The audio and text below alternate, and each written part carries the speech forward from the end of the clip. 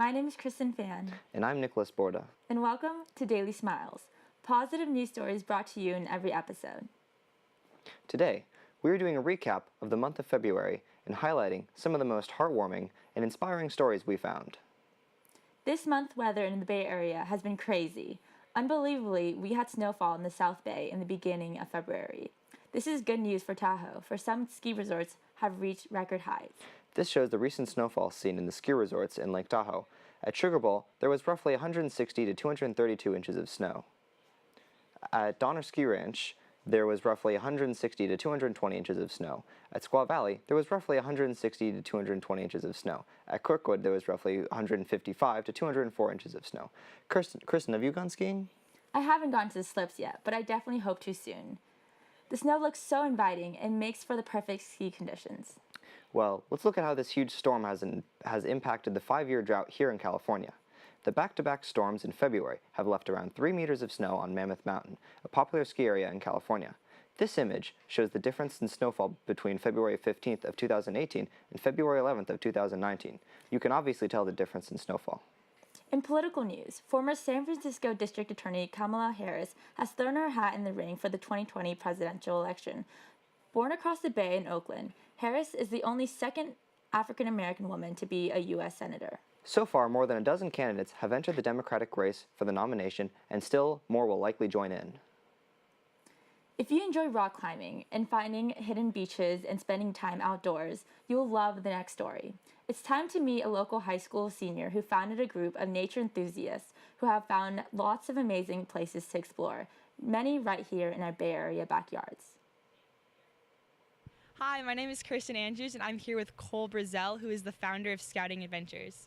So, Cole, what is Scouting Adventures? Scouting Adventures is a group I created with a couple of my friends. Basically, every weekend we go out, explore some new park, preserve that we haven't been to before. And we always bring our hammocks, we set up, we go mountain biking, rock climbing, whatever we kind of feel like doing that day. And it kind of just teaches us to build connections with each other as well as build connections with nature. Awesome. Who's part of this group? We have 7 in the group. Myself, I do a lot of the photographer work and everything. We have a couple other members at Los Alamos High School. There's 4 here. We have Max, Alex, and Jack Schmeiss. They're all juniors here. And then Henry Lai, who's a senior here.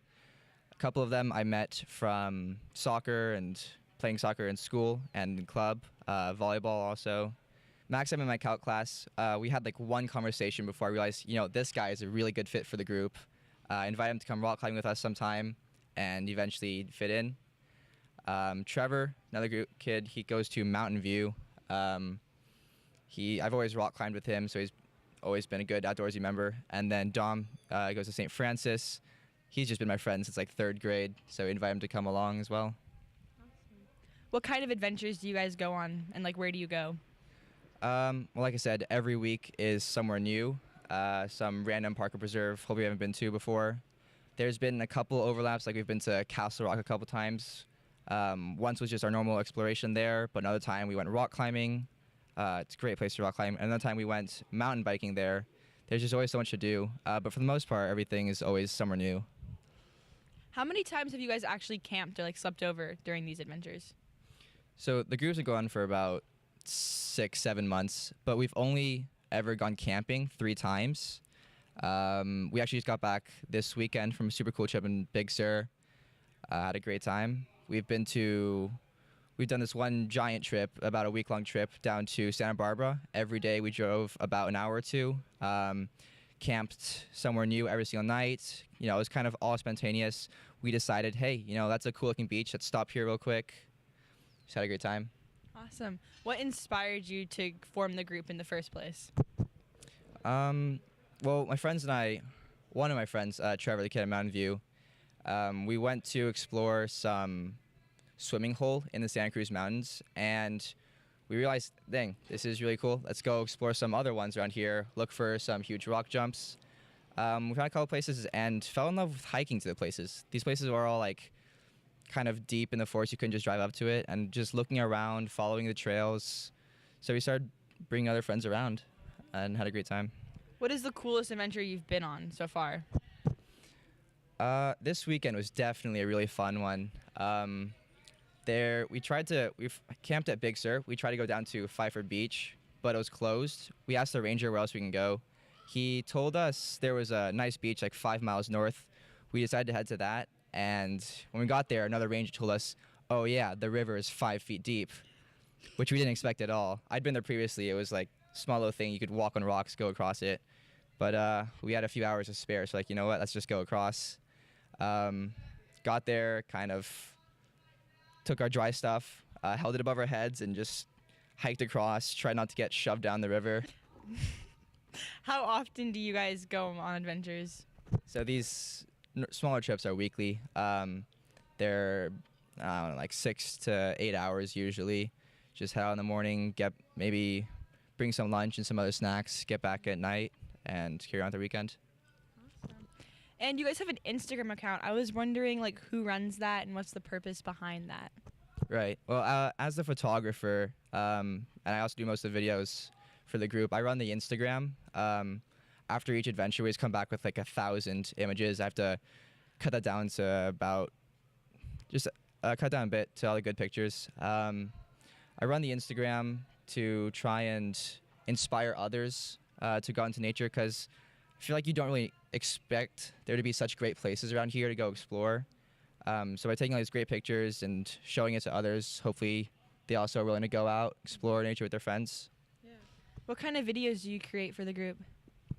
Videos are maybe like time lapses of us setting up our hammocks. You know, there's 7 of us. It's kind of cool to see like entire site get built out of nothing and then get taken down just really quick. I videoed us getting across that river, which was really cool, seeing us all struggling against the current and working together, helping get our stuff across without dropping in the river. Mm-hmm. Those are probably our bigger videos. If someone wanted to get involved with the group, how could they contact you or talk to you about it? So several people have DM'd us already, just telling us, oh yeah, your group's super cool, we love the message you're putting out. And that means a lot to us, obviously. We had someone suggest a place for us to go visit. We're definitely going to be trying to check that out. But yeah, you can definitely DM us on Instagram. Also, we're trying to host a party soon. Not a party, but like a get-together at a park. Just kind of put it on our Instagram, have everybody come down if they want to meet us. Bring friends, you can do whatever they want. We're going to try and have like a barbecue. Thank you so much for being interviewed. No problem. You probably know people who have bought and sold things on Etsy. It's now a $40 million industry. Well, it also just became the first global e-commerce company to completely offset carbon emissions from shipping. That is great news, considering that the distance that packages are shipped through Etsy every day in America is equivalent to 130,000 trips to the moon and back. By 2020, they hope to power all of their operations with 100% renewable electricity.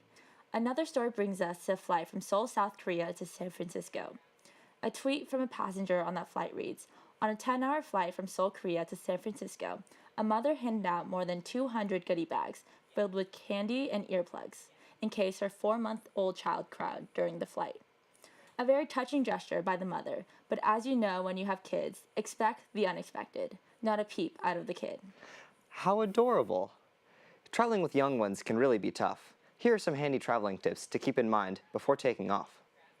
Make sure to plan for delays by arriving early to the airport. Consider bringing a snack and headphones on the flight. And pack a good book and charged electronics in your carry-on to stay entertained. Create a packing list to make sure you don't leave anything behind, and double check that you brought your credit card. Thank you so much for joining us today on Daily Smiles. If you have an idea for one of our next shows, we'd love to hear from you. Send us an email at dailysmilesmonthly@gmail.com. I'm Kristen Fan. And I'm Nicholas Borda, and we'll see you next month.